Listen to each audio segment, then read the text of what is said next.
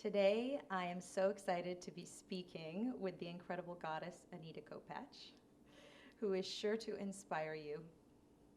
Anita has a master's in spiritual psychology. She is the former editor-in-chief of Heart and Soul magazine, an author, actor, a pleasure advocate, a mother, and most recently, she created the Zero F's Given campaign to raise awareness and help victimized and disenfranchised populations heal from sexual trauma, find their voice, and reclaim their power.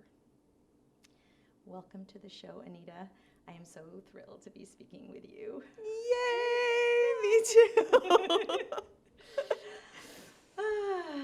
So, in the spirit of this podcast, can you tell us a little bit about your beginnings? Yes. So basically, like where I'm from and everything. Yeah, what it was like as a child. Yes. Okay. I will tell you this. I have always been a strange bird. And I feel like the world is a bit more strange now, so I kind of fit in a little bit more. Yeah. There's a lot more of my tribe running around now. But when I was young, I was definitely in a different realm. Mm-hmm. And my mom told me, she said that I used to come up to her all the time when I was little with bright eyes, excited, and just saying, you know, Mom, the most amazing thing that's going to ever happen to us in life is when we die. And she would be like, whoa. What? And apparently I think I was trying to describe to her that it's going to be, people are going to feel ecstasy, right? Like you feel this ecstasy when you move into this next level. And but she was just so scared to hear her daughter talking about death, right? And so I would say, you know, I grew up with, there was 5 sisters. There's 7 of us now, but in the house that we grew up, there was 5 of us. So I've always been surrounded by strong feminine power. And then my dad is such an amazing provider, like male energy. So I had like a really good balance growing up. And so I was pretty much able to be and express and be as weird as I wanted to be. My mom completely encouraged it. That's amazing. Wow. Okay, so you already had a very strong, it sounds like you already had a very strong sense of your voice at a very young age. Well, I don't know if it was my voice or more my being. My voice, I was definitely very quiet. Shy. I'd like to suck my fingers in a corner and just watch people. And I love to be naked. Awesome. And so I was like this little naked girl running around all the time. It was pretty funny. I'm telling you, up until probably around 7 is when my mom would be like, "Oh, why don't you go put like a shirt on?" You know? So. Yeah, so I was just very free, but then at the same time, I'm not sure about my voice. I still didn't use my voice that much. I was free in a sense of my being. Right. Okay. And then, so I think I know that something happened to you as a child that shifted things. Yes. So around that age 7, you know, the time when it was time to put clothes back on and everything. I was molested at 7, and that definitely shut a lot of my voice down. Right. I didn't talk about it until I was in my 20s, probably. I did tell my sisters when I was just getting into college, so maybe around 19. But as far as like sharing it with my mom and more people, that was way later. So that I definitely felt as if it was my fault, and so I didn't want to be in trouble, I think was one of the biggest things. And so I would hide it. And then the interesting thing about it was that my experience of it, the actual experience was very pleasurable. So there wasn't like violence in other than the fact that the whole thing is violence. Right, right, But the actual experience of it was pleasurable. So it was very confusing to me right. as a 7-year-old, because we're born as sexual beings, but, you know, it's not usually awakened at that time. Right. And so it was intense, because then now I was navigating these feelings, and Right. you know, when I had crushes, I was imagining him doing the things that the guy did to me, and I'm like a little 8-year-old, 7-year-old fantasizing about Right. Wow. kids. Okay, yeah. So that made you feel even more different, I'm Yes, sure. yes. Than you already I'm did. like, I can't tell Elliot this. Elliot Wingfield, shout out, bloop, bloop. No, I'm just Okay, so it gives you an idea of the impact that this had on you. right. Yeah. And so you continued on in your life, and you had this pivotal event happen that shifted things for you. Yes. And so you got a master's in spiritual psychology. Yes, So I did how- actually. So that came about. I went to UC Berkeley for my undergrad, and while I was there, I had some really amazing experiences. I'm actually an Intuit, and I started doing readings while I was, as soon as I turned 18 was when I started doing readings for people, but it was in a time where, I mean, now you can get readings from everyone basically. Right. Yeah, right. But it was in a time when nobody was doing readings, so I was looking for people to learn from. I would like look in the yellow pages at the, you know, palm readers. It was just a very confusing time, and I met basically like a teacher, and he helped me awaken even more gifts, and really what was happening is that people were coming in, getting their readings, and then literally a week later coming back for more of a reading. So I was seeing that they were more getting addicted to that feeling of like knowing but not Right. making any changes. Right. And so that's when I was like, well, what can I do? If I have a master's in spiritual psychology, then I can bring that into my psychology sessions. Wow. And, you know, instead of it just being a reading, which it can be very addictive, because if someone's telling you your thoughts and like, you're like, shit, how do you know that? Sure. Well, how did you know that? You know, like it Yeah. can feel addicting, you know? And then for me, I feel like we all have that ability if we drop down. It just feels like it's just a level of consciousness. And if you get into that level, then you just see it. Right. But I'm not sure. That's my Yeah, take on I it. know I haven't had an experience with my husband a few years back. I was going through a difficult time, and I started getting addicted to tarot. yes, To right? the point, like, he would hear me in the bathroom, and he'd hear the cards, and he'd be like, honey, what are you doing in the bathroom? It was bad. It was bad. It was like a serious addiction to the, and honestly, like, at a, yeah, really.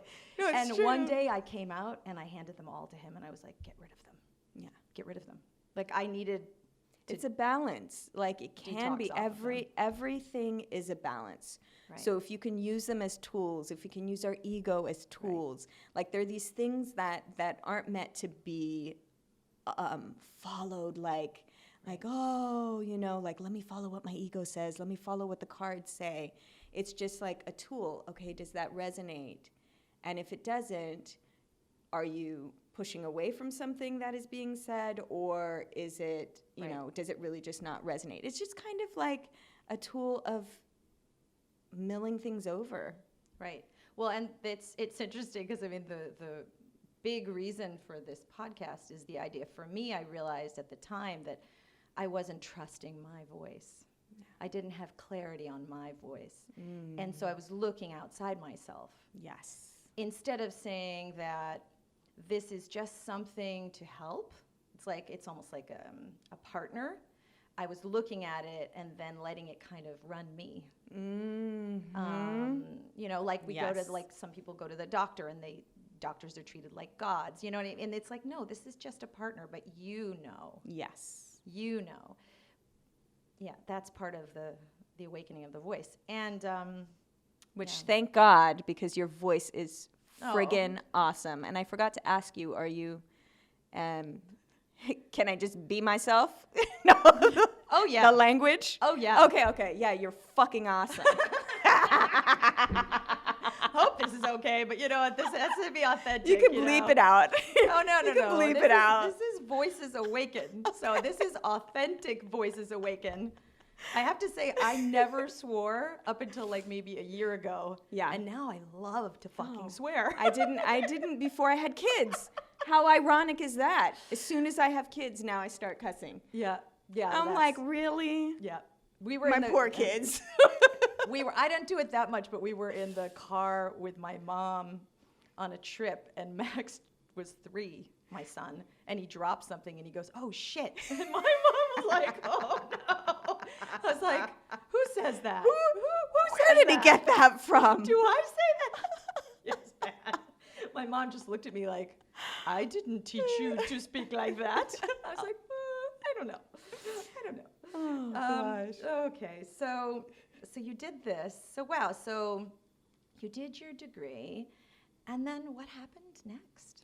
So after that, so I was in California when I did my degree. I did it at USM. And then I moved to New York, and that's when I became the editor-in-chief of Heart and Soul magazine, which was definitely a dream at that time, because it's the only national magazine for health and wellness for women of color. So it was literally everything Perfect that I fit. wanted to do. Everything. And so I brought in so many of the alternative voices in sharing and doing that. And yeah, my experience, I don't want to complain, but it was definitely a lot of men, old men, in charge of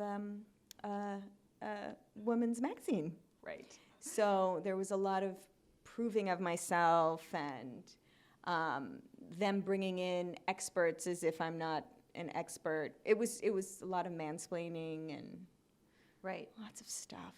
Right. That went on while I was there. And I believe my biggest lesson, because what I realized was I was putting together these amazing magazines with literally all of my contacts, because I was like, all right, when they asked me to be the editor-in-chief, I was like, all right, can you give me your list of writers? And they're like, we want to revamp everything. So we want you to do it all. And I was like, all right. So it was like all of my contacts. And I realized, like, oh my gosh. Because what happens with me when I meet people, I fall in love with them. Right. So it's like, it's funny. Like, I know that Sheldon is always like, oh my God, Anita, you're in New York. Like, you can't fall in love with everybody that you meet. Right. And so I'm like, I get these strong connections with people. And then I just realize, like, as I move forward, that love is reciprocated, and they can, like, we connect through different levels, through whether it's through work, and I was realizing that all the connections I have were all contributing to these beautiful pieces of art. And so that was, I think, my biggest gift. Wait, there was one quick story to show some of the magic. I was working out with my sister Ivana, who makes these Lomar Farm candles. Yes. Amazing candles, products, bee products, sage sticks. Yeah, yes. Check that out. So we were working out, and I was like, I want Misty Copeland on the cover of Heart and Soul. And this was before Misty became the first African-American ballet dancer in ABT. But I just felt like I wanted her in the magazine. And Ivana was like, all right, so, this week you'll get a hold of her manager and all this stuff. So I didn't end up doing anything that week, but we went to this party on the weekend, and me and Ivana are talking, and Misty Copeland walks in. Of course. And I'm like, wow, Ivana, is that Misty Copeland? She's like, yes, it is. And so I just went to her and I told her I literally just said to my sister, I want you on the cover of Heart and Soul. And here you are. And she's like, and guess what? Here's my manager right behind her. And so we get her on the cover. 1 week after the cover is released, she is named the first African American. So I'm literally the only magazine with her cover out. Wow. So it was so magical. I had so many magical moments there. So I have to be grateful. Wow. And so it sounds like you were in your power already when you were there. Were there any parts of that were triggering, things that came up? Did you have to battle things There was, in your, finding your voice when you were there? Absolutely. I wouldn't say I was fully in my power. There was a lot of working out that I didn't realize, though. I didn't realize. And a part of that was I was literally doing everything. You know, in magazine where you see like hundreds of names doing different things. It was. I did everything. I didn't design. Amazing Titian Franklin designed. Just brilliant designer. But other than that, I was doing everything. I did have a copy editor, me, and a designer doing a whole magazine. And so I think, and actually Shaman Durek is the one who kicked my ass about that. I love it. Because he's like, so really, Anita, you don't have anybody working with you? And I'm like, yeah. He's the perfect ass kicker. Yeah. He's like, not even an assistant? Do you know what that means? That you don't trust people to do their work. Ooh. You don't think they're good enough. You think in your head, I could just do it better than them. And I'm like, I literally do sometimes in my head, like, I could tell someone to do that, but it's going to take them a long time. I can literally just do it. And I would just do everything. So that's where I think I wasn't in my power. There was more of the perfectionism coming up. Like, I know exactly how I want it, and I'm just going to do it. Right. And it was definitely exhausting because I worked from home. So I would be working morning until, like late. Right. Trying to get everything done. So it's very interesting to connect perfectionism with not being in your power. Yeah. Well, yeah, because, in our society, I feel like a lot of what is fed to us does not align with that. A lot is like, go, you must work harder, you must do this, it must be perfect. That's when you will be successful. That's when you will be doing, things that will be looked at well in society. And yeah, I haven't found that to be true either. No, because my perfectionism is my insecurity, because I feel like what I produce has to be amazing in order for people to love me, I guess, is the bottom line, Totally. And so it wasn't out of a place of self-love. Right. It was out of a place of love me, tell me I'm perfect, which again was another thing that they didn't do. They never praised me. And so I was always like, wow. So it's so interesting. It's interesting that you brought that into your world. Yeah. I haven't talked about this publicly before, so this is the first time. Whoa. We are so lucky. I love it. It's very powerful. Yeah. It's very powerful. I mean, I'm sure that in particular women working in a very male-dominated environment can relate to this, and pretty much everybody. Yeah. And pretty much everybody. Yeah. I certainly can. Thank you. Yeah. I totally can.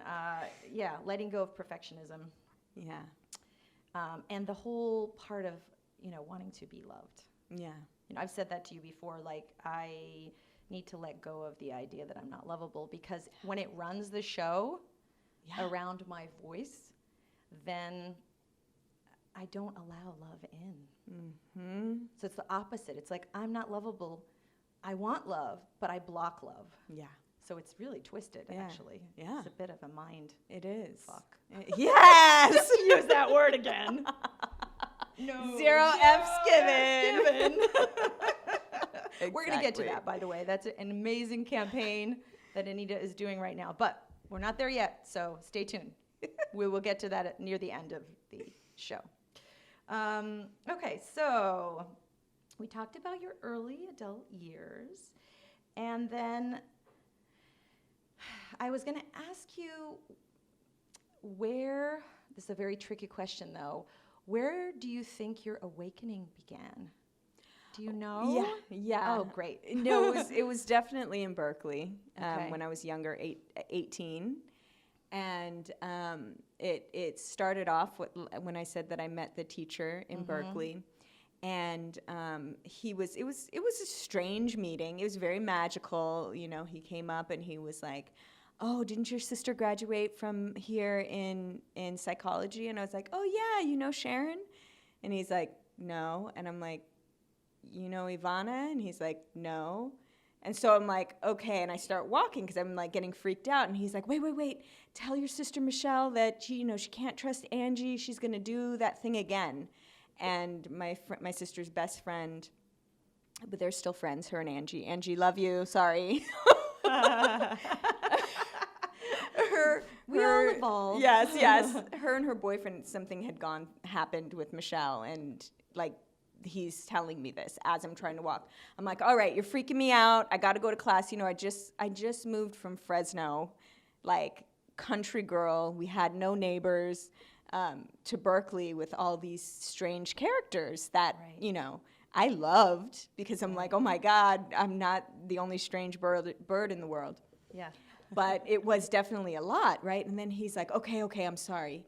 He's like, my guides just told me that it's time for you to have your awakening, and, I'm the one that's supposed to bring it in. And I'm like, awakening? I don't know what that means. You know what I mean? Like, I was just like very confused. You had somebody talking to you. That is someone telling me. Incredible. The whole time he guided me through the whole thing. So, and he told me what was going to happen. He would be like, all right, now people are going to be calling you because they all had dreams about you. That means that you're stepping into this part of your power. I friggin' wake up. My mom would call. My friends would call. Everyone, I had the weirdest dream about you. And I'm like, so literally he's telling me the things before they were happening. So I had a bit of a moment to take it in. Right. But the first round of powers was a little bit much, which I was surprised I didn't end up in the crazy house because I was hearing voices. And I started hearing the voices, so I'm like looking around and I'm like, why? What are these? And the voices were not nice voices. They're like, I want to kill, like things like that. Like one thing I heard, I want to kill my parents in this boy's voice. And then I realized, because I was walking to school, that the voices were coming as I was passing people. And so I would kind of pay attention and I would pass someone and I would hear the voice. And I'm like, am I hearing people's thoughts? Like out of a movie. What the fuck? Wow. And I get to class, and I'm sitting with one of my friends, and then I hear this woman crying in class, and I turn around, nobody's crying.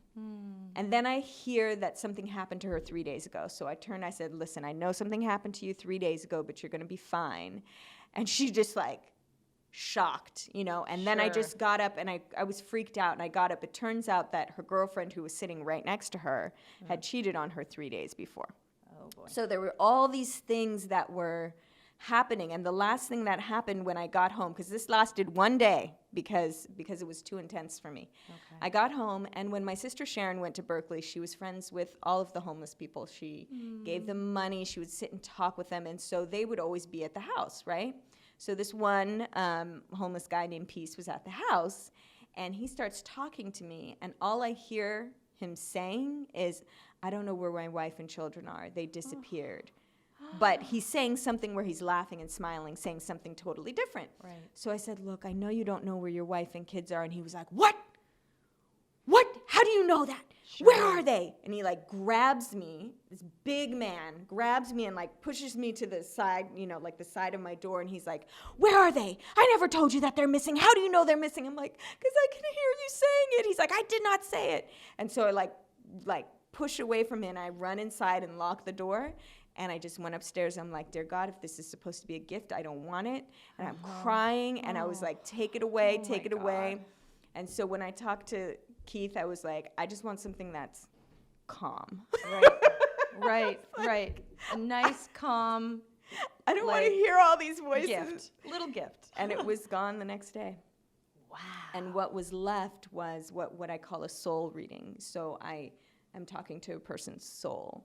So that's why when people get a reading from me, it never feels like I'm telling them something that they don't know. it's always something that they've already thought of, or they dreamt about, or so it's already, they'll just be like, oh, yeah. It's like they're remembering. Right.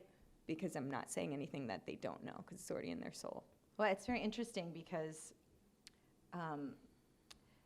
me, when I'm thinking about, I am finding my voice, right? But I don't know, I know that there are things that I don't know yet about it. And the pitfalls, particularly, like the things that I need to look out for. And what I'm hearing is very important, because what I'm hearing is that sometimes the world is not ready for certain things. I don't know if you can speak to that, your experience speaks to that, but how does someone who is stepping into their voice or contemplating stepping into their voice, I mean, what can you share with them? Because it sounds like you've had a lot of experiences and levels to that awakening. Well, you have to create your own world. That's the whole thing. Because if we do things with regards to what is happening in the world, it can come out sometimes in very low vibrational energy if we're just paying attention to what's happening. Right? Or we're trying to fit in. And I believe, our voice, our writing, our presence is here to raise the vibration. I mean, especially with singing voice. You're literally raising the vibration. Like, you can measure that. And so I think that it's creating, and if you feel it, do it. If you feel it, do it. I mean, if I didn't feel the fear, I would have figured out a way to use that as a tool. That would be funny, though, reading people's minds. I don't know. That'd be great. I mean, I would be a little afraid sitting across from you, like going, what am I thinking about? Is she what am I saying? I love that dress she's wearing. Did she hear me say that? Exactly. I want those earrings. Okay, stop. The earrings. My other sister made these.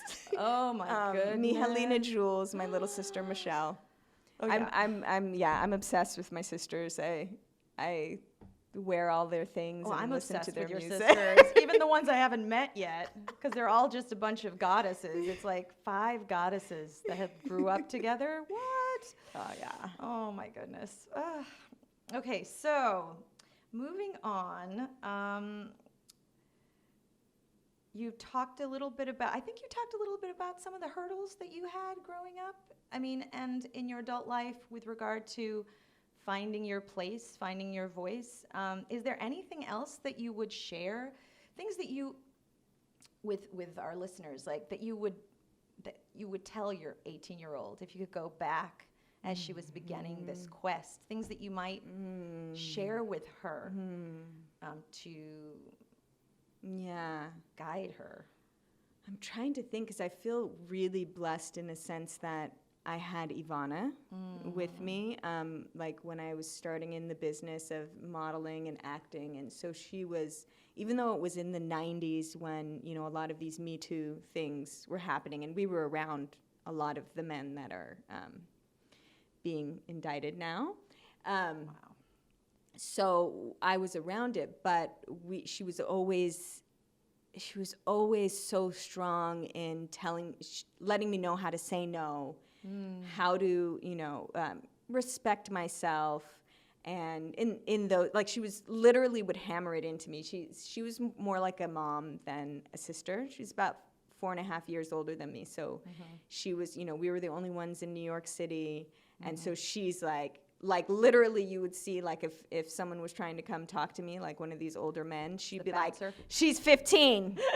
Like, we'd go in front. Step back. Yeah, exactly. So I love hearing about the support you had from your sisters. I just think that's so amazing. And it brings me to another thing that I have found in finding my voice, which is the importance of the people you surround yourself with, the importance of your tribe. And what I have found is that since I made the decision to really let my light shine and be fully myself, it's like my whole tribe just showed up. Like you. I love it. Like just like it was like almost like a trumpet call. Doo-doo-doo, and then I can see it in my mind, like all these people just walking towards me. So it's like I wasn't myself. So the people that I had around me were not my tribe because I wasn't me. Yes. And that is something I did not expect to happen so quickly. Yeah. You know, and I now know why it's so important, because this path, that tribe, is what has continually reminded me that what I am doing is what I'm meant to do. Yes, it is your purpose. Right. And it's so important to have the community around us because, you know, it's human to doubt yourself and to not want to keep going or whatever it is that stops people on their path. But if you have a community of people around you that keep you accountable, right? Especially if, for me, a huge thing that has helped me move forward is to create a weekly call. And I have a few weekly calls that I do, but you know, I do, the most powerful one that I have is with the Goddess Wisdom Council, or the Council. And there's 5 of us, and we meet once a week. We not only talk about business, because we do retreats around the world. We have one coming up in March, the end of March in Miami, which is the first time I'm saying it, so I don't know when, you know, hopefully by the time this comes out, we have released it. Yes. But nobody knows about that one yet. It's at the Sacred Space in Miami. Amazing. Oh, that is a beautiful space. So that's going to be really beautiful. But in those calls, half of it is business and half of it is checking in with each other. So we each have a few minutes it's as if we have the talking stick, uninterrupted time to share what's happening in our lives. And the beautiful thing that happens between us is that whenever one of us have an issue with the other, we say it right away. So if I am saying, oh, you hurt my feelings when you said this, I know that it's not about you and I'm having a trigger, right? So we go through and see, it's so amazing. Like, we spend the time to talk about it so that it doesn't turn into a resentment. And because with 5 people who are meeting every day, every week for over 2 years now, you know, it's like you turn into siblings, basically. Right. You know what I mean? Right. You're replaying the family dynamics. Exactly. Yeah. You know what that means. It hasn't happened because we're so clear. Like, if someone is feeling jealousy, which actually happened to me at one of the retreats, I was feeling jealous of Yadi, and because she had so much energy, and like for me, I was like I did my thing, and then I fell sick to the ground, right? Right. What? Right? And she had all this energy, and I was like, oh. And I was just like, I feel a little jealous of you. And so we were able to talk it out, which that was one of her issues, is that she always feels that people are jealous of her. And so we got to play out a dynamic for both of us, you know, and see what it went to, what did it mean. And that is so amazing. Yeah. And the tribe is that safe space to try out these new set of lungs. Exactly. With people that are aware enough to work through it. Absolutely. Right. Absolutely. And the huge thing that we have is only positive feedback. Amazing. I know that some people feel like, you know, constructive criticism or anything, but we get enough of that every day in the world. Yes. And so when you're having this hour, it is like the magic hour, right? Where everything you say is, you know, it's magical, and you're connected, and if it doesn't feel aligned with who you are, someone can say something like that, like say, oh, does this feel totally aligned or something, you know, but it wouldn't be, don't do that shit. It's not going to work. Right. You know, there's so many other things, like that energy's not even in there. which is amazing. I was actually telling yesterday, we were talking about, ideas about how I was going to introduce you. And your response, of course, was like, it's perfect. And I actually said to my husband, every time I interact with Anita, I feel like I am just this amazing, magical creature. I did. I told him that. I was like, it's just amazing. I mean, that is so powerful. Yeah. That is so powerful to put that out. Yes, it is. People figure out what they need to figure out. Exactly. And I say, which I feel like this is part of your personality as well, that there are people who are believers, right? Mm-hmm. So when you believe in someone, they literally have this huge amount of space to step into because you believe in them. Yes. Right? Yes. And so you see that with kids. Oh, yeah. I have chills Oh, because yeah. it's like, oh, yeah. like once you have the belief, then they're like, whee, I can do this, I could do that. And so I mean, it's not even, I can't say that it's a conscious thing that I do. It's just naturally I'm a believer. Mm-hmm. And so especially once I heard your voice, I'm like, I love this you. girl can sing. I was like, dang. And so that wasn't hard, but it was, Well, thank you, because honestly, I can't, you have already healed me through our friendship.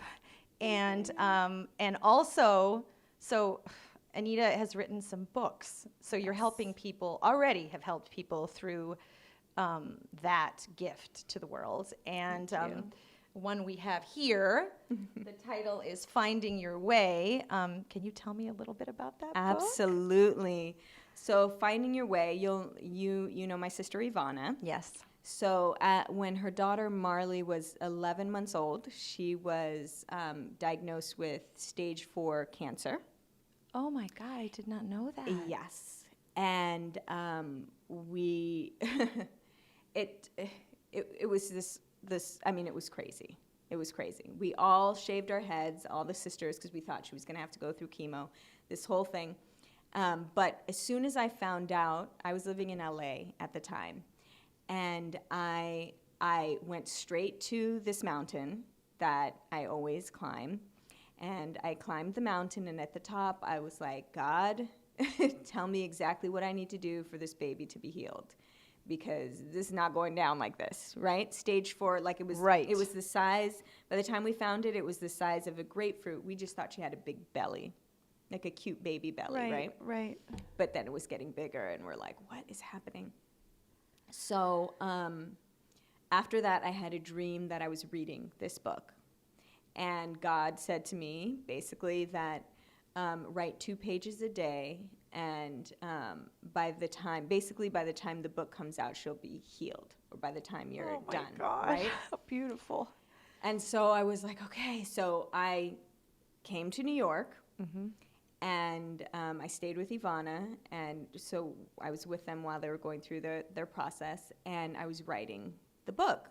And so I would read the pages to Ivana as they're coming through, and she'd be like, oh, God, right? Just start crying, right? And we'd cry together. Right. So what I have people do is pick a page each day, and so I'll have you pick one. I can read it to you if you want, but just pick a page. Pick a page, and then since I'm here, goodness. I can read it. So, well, just so you know, Marley, I mean, I know you've met Marley now. Yes. She is a 15-year-old, amazing athlete, healthy. Right. Yes. Okay. Okay, so you got the X factor. Ooh, you're surprising me. I know. Okay. So the X factor. May the X factor balance the equation of your life, and may your answers be the product of your search for the divine. The X factor represents the unknown, the divine challenger and sustainer of faith.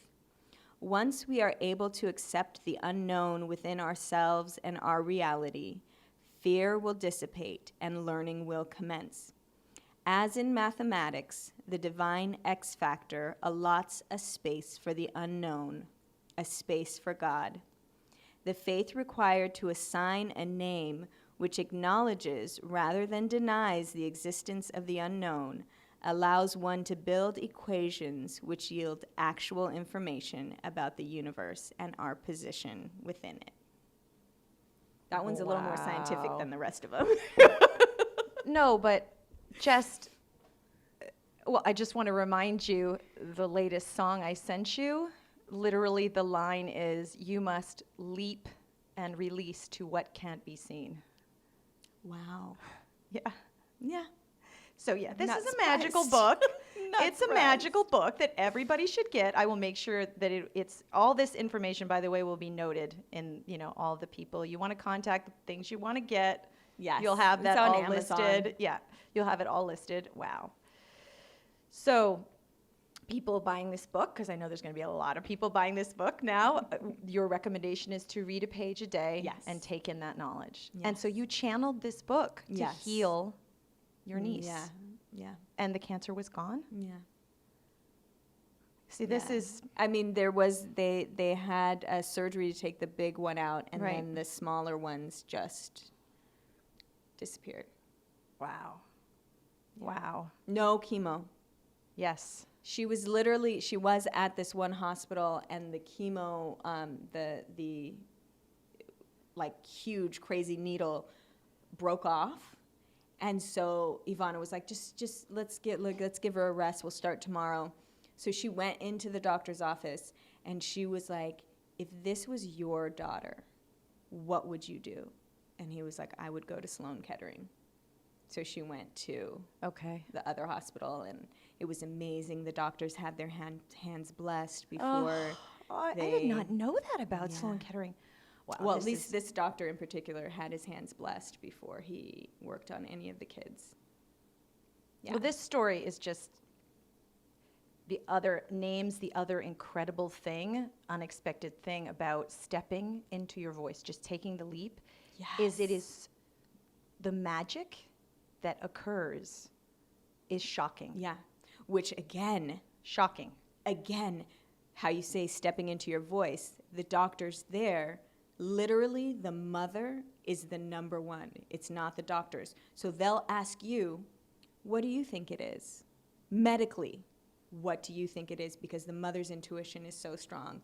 And they go off of whatever the mother says. So if she says, I was course. thinking it was this, they go and they check that first. Of course. It's crazy. It Well, was a whole nother experience. That is being why there. it works. Yeah. Because the mother does know Yeah. better than anybody. Yeah. And we know about our own bodies as we get older better than anybody. Yeah. Whew. We need more doctors out there who function that way. I know. Trusting the patient and Yeah. asking. Mm-hmm. Okay, amazing story. Wow. Yeah, so you are also writing another book? I am. That one is coming out a little later this year. I'm writing a young adult fiction. I won't say too much because it's not out yet, but Okay. it is about a goddess named Yemaya, and she is an African goddess of the water. And so I will tell you more about it. Maybe we'll have another one once it comes out. You have to come back on. Yes, when it comes back, we will have another one of these discussions. Awesome. Well, because I just know in this magical 2020 that we're walking into that shit's going to get real. It's about to get real. I mean, it's going down. It's going down. There's going to be a lot to talk about in a few months, for sure. Yes. Wow. Okay. So I had a question for you, or a question for us to discuss. Why do you think that people are so afraid of stepping into their voice or awakening their voice? What is that about? I mean, I know that there's so many different reasons. I mean, there can be past trauma and, being scared because something happened before when they use their voice. But my professor at USM said this one thing that hit me. And basically he was saying, is everyone in there, right, is attracted to the spiritual psychology, right? So Right. we're all on this same path. And he was saying, because a lot of people were talking about their fears of even just coming out to the world saying Right. that they believe in these type of things, or, just fear of sharing what their heart song is. Right. And he said, the reason most of you are scared is because, and not just scared and at the same time attracted to this path, is because in a past life, at some point, you've been persecuted for speaking. And for me, I mean, for sure, I have felt past lives in witch trials and things like that. So I know that I do have things come up sometimes, whether it is my actual, like in my actual lineage, whether it's happened to an actual ancestor or to me in a past life. I've absolutely felt that. And so it's the fear of death if I'm going to say these things. Right. Yeah, it's life or death. Yeah. I mean, that's a pretty intense emotion. Yeah. And I definitely can relate to that feeling. Sometimes it feels like I'm not going to survive this. Yeah. If I do this. And I keep getting, like, literally, I keep getting these messages, they're not going to burn you this time. And so I keep saying that, even though, like, the bigger and bigger I share, I feel a little bit like, oh my God, I'm going to get burned, or, you know, like that type of feeling. I keep getting the message that they're not going to burn you this time. Right. And so I'm like, okay, let me just trust that. Yes. Because I'd rather share, and, you know, my little one within me said that death is going to be orgasmic. Right. So, hey. What am I waiting for? Well, right? They call the orgasm a big death. So speaking of being afraid to speak up, you have just started a new campaign. You started it on 11/11. Yes. Can you tell us a little bit more about this? Absolutely. I started a campaign on 11/11 called 0 F's Given. And again, it's a thing that came to me in the middle of the night, which is why I keep a journal by my bed, because most of my ideas come in the middle of the night. And I was drawing it first, the symbol. That was what came out first. And then I got that what this symbol represents, the 0 F's given, is an actual day of giving no F's. So of sexual abstinence, a day of sexual abstinence in honor of anyone whose no was not respected. So anyone who's been molested, anyone who's been raped, anyone who has experienced any kind of sexual violence. And then the proceeds to the shirts go to the Center for Safety and Change, which I'm on the board of in Rockland County. Okay. And that center, it's the only center in our area that takes in women who have been raped, takes in women who have been trafficked, women who are victims of domestic violence. And they have a safe house, they have lawyers, they have people to perform, or they go with you, like advocates to go with you to get your rape kit. Wow. It's just That's full service. Amazing. And so I was like, I want them to have millions of dollars. Yes. And so I really would love to sell millions of shirts so that I can, you know, give them the proceeds. Right. But we're also planning on doing an event, which would be another place where we can raise the money for them. Amazing. Yes. Looking forward to hearing about Yes. that. That will be on March 8th, Okay. March 8th. 2020. 2020. So I'll tell you more about it. Yay, very exciting. So did this is very, very close to your heart. So how did it feel to do this and to tell your story? Even, I know you've said it, you've told your story, but this feels even more public. Yeah. So, It's a very good question. So every time I tell my story to another group of people or another, you know, some people who've never heard it, I do feel like there is this almost like a tightening that happens in my chest, and then when I say it, it's another release. So it's almost as if it's like a death and a rebirth each time, and I'm like born into more of myself. I think a huge thing that happens when someone is molested or has been a victim of some sort of crime is that we take on the guilt, we take on the shame, Right. Almost as if we're the ones that did it. Right. And so you know, I'm like walking around, and not only that, it's directly related to our power center.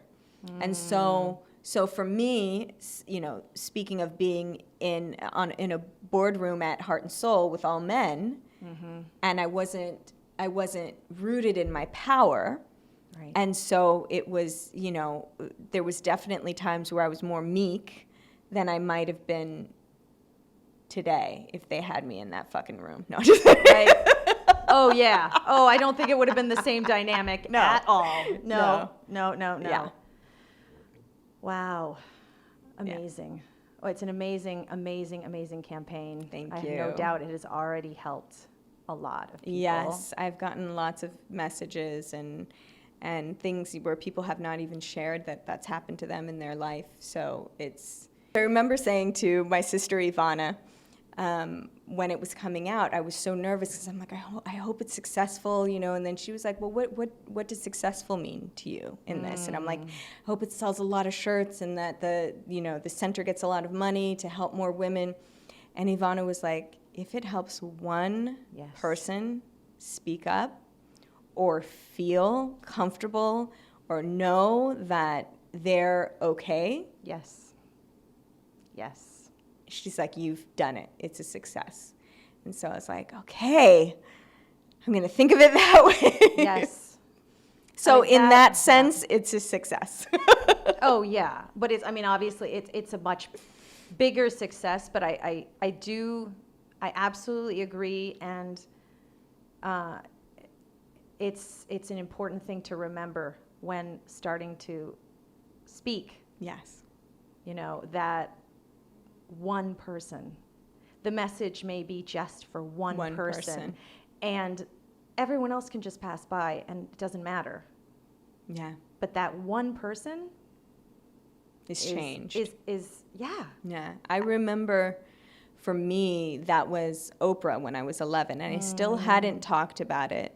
I want to say I was around 11, and I was watching Oprah, and she said, was talking about when she was molested, right. And she was talking about how it was pleasurable.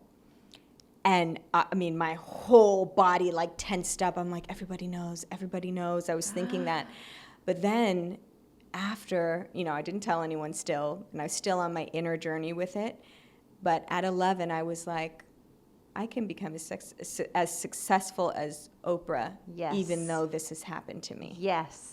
So I didn't have that, Wow. like it blew open any kind of thoughts that I had to try to stop myself. Of limitation, yeah, right? Any limitations, exactly. That's exactly what I was trying to say. Yes, well, you were saying it. I just, I'm trying to, so, and this is the whole thing, is that, my biggest desire is that everyone steps into that voice. Yeah. Because we literally are meant to change someone. And it's usually a lot more than just one person, but we may never even know sometimes, but it's just, it's what we're supposed to do. Everyone's voice is exactly the way it is for a reason. Yes. Right? And it's not going to be the same as everyone else, because that would be really boring. And our uniqueness is what changes everything. Yes. And you, wow. I just love speaking with you. And I love that you have a Zero F's Given shirt on. I do. I love my shirt. Both me and my hubby. We got it. Yes. Yes, you can see their picture on Instagram. It's ZFG Day. And then mine is just my name, Anita Kopacz, ANITA KOPACZ. Amazing. And those will also be in the write-up at the bottom about this. Awesome. Make sure to include all of this information, because I know people are going to want to go check this out.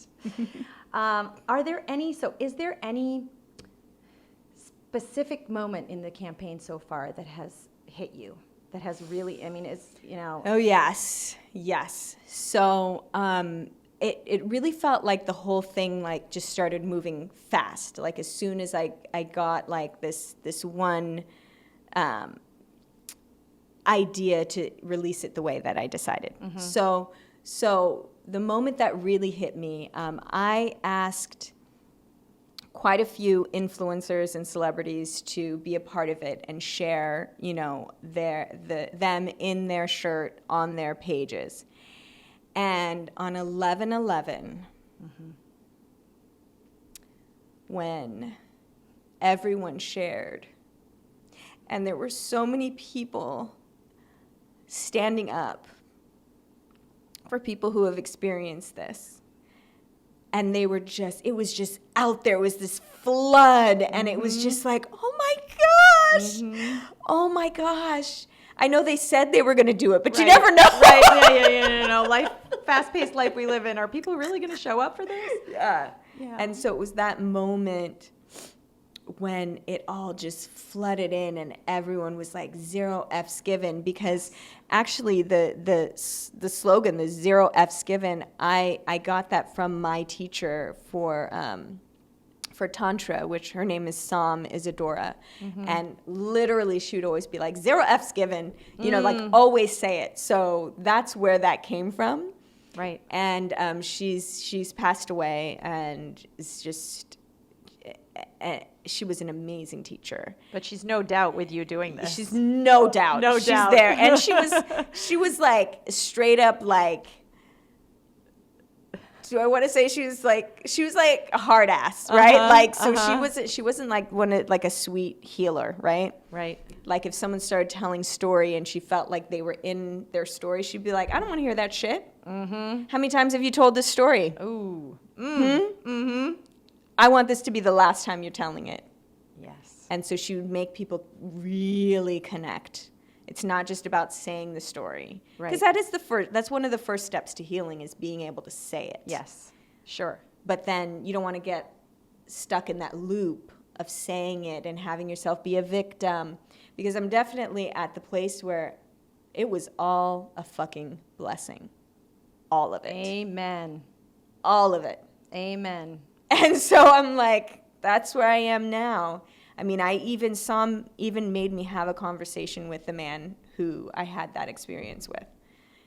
And so that was when I really switched into my power, because she was like, you cannot talk to him as if you are the 7-year-old girl that this happened to you. You need to talk to him as your 40-year-old woman that you are. Yes. So I love it. Oh my goodness, I have no doubt that we could continue this for another 4 hours and just do a crazy epic podcast, but I'll have you come back on here in a few months when the new stuff starts coming out. Yes. I can't wait. So just to remind everybody how they can support this campaign, can we just remind everyone again, what can they do? Absolutely. So you can support the campaign by either getting a shirt, a sweatshirt. All of the information will be on the write-up. You can actually go to the Center for Safety and Change. It's on their homepage as well. Or you can do direct donations to the center, and those would be tax-deductible donations. And you can actually go to the the Center for Safety and Change 0F's page there. Okay. And I'll give you all that information, so that will be there. Amazing. So if someone wants to just give money directly, and that will go to all of the activities for the women. Amazing. Thank you so much for sharing so much with us. Yay. And I have no doubt that this new campaign is going to change the world. Thank you for being courageous. Yeah. Yes. Yes. You are so courageous. Thank you. It's beautiful. Thank you.